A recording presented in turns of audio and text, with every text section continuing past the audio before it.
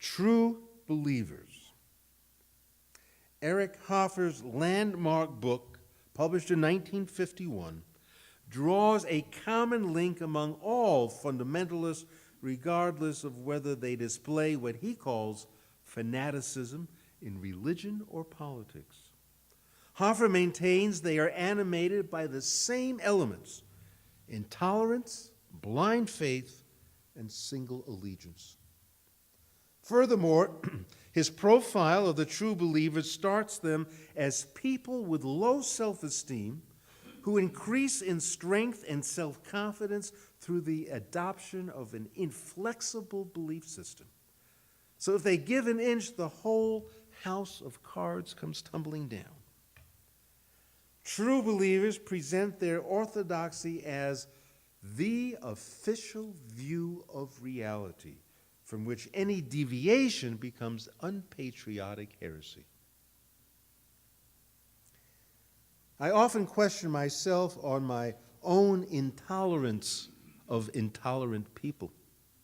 You can drive yourself crazy with that kind of circular reasoning.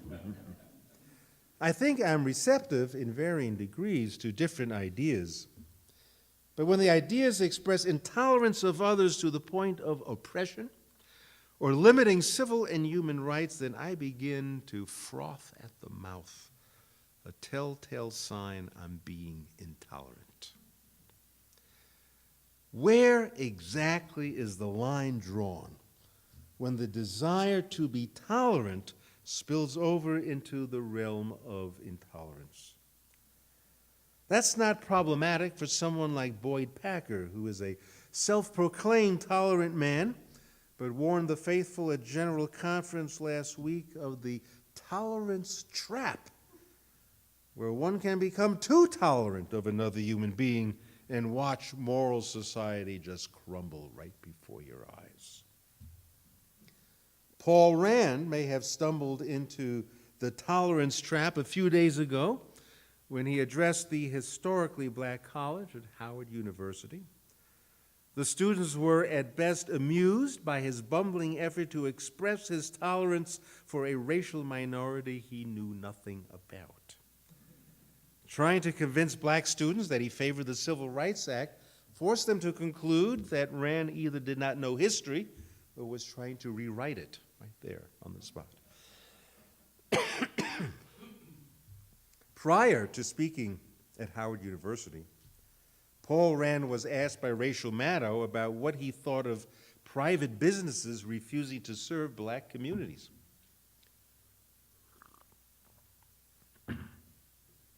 His response was, and I quote, "We need to be tolerant of those ideas because that's what freedom requires." Now, if Rand had shown some intolerance for discrimination, or at least had shown signs of frothing at the mouth, he may well have been a more credible speaker at Howard University. True believers have a difficult time with diversity because, once again, their reality is based on a single thread of truth. What apparently is missing from the mindset of true believers is the acknowledgement that we share the world with other people. It's that easy. Like it or not, we share the world with other people. Simply, there is no one official view of reality. I mean, private virtue is one thing, and I respect everyone's interpretation of what that means, but private virtue exists in tension with the public good. Clearly, my personal beliefs or my tolerance of other beliefs cannot allow the public good to be compromised. Now, I don't know how many of you follow sports, but the 4 major professional sport associations, baseball, football, basketball, and hockey, are on the verge of having some of their top athletes come out of the closet as gay. So what happens to tolerance if your child's sports hero and role model is gay? So much for clinging to a single thread of life's meaning. Support of same-sex marriage will no longer test your tolerance, but test your bigotry.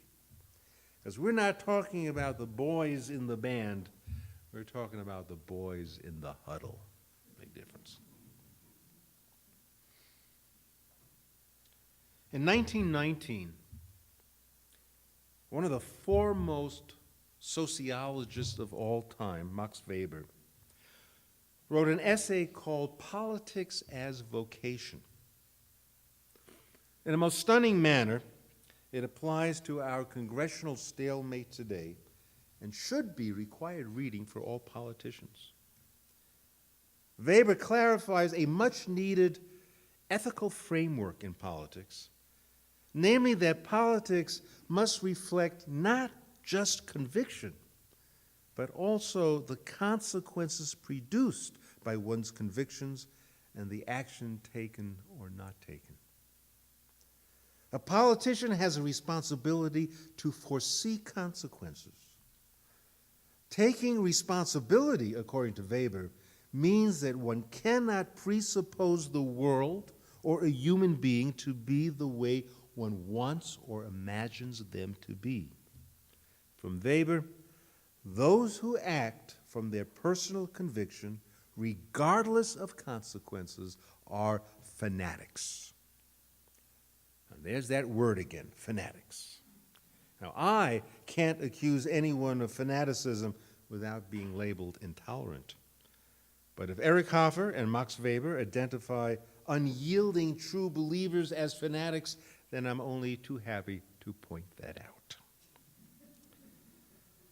I want to conclude with an image wrought by Bill Moyers a few years back when he addressed the National Conference of Media Reform. He said, "I always thought the American eagle needed a left wing and a right wing.